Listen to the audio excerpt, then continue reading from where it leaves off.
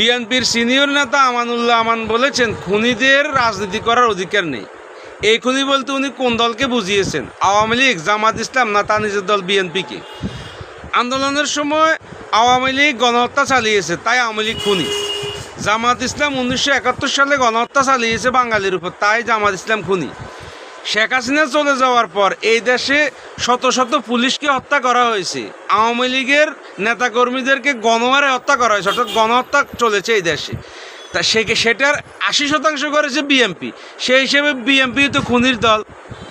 তাহলে কোন খুনি নির্বাচনে অংশগ্রহণ করতে পারবে না?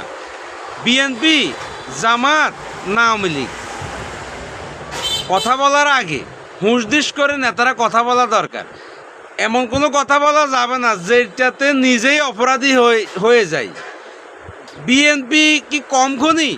বিএনপি এই দেশে কম খুন করেছে?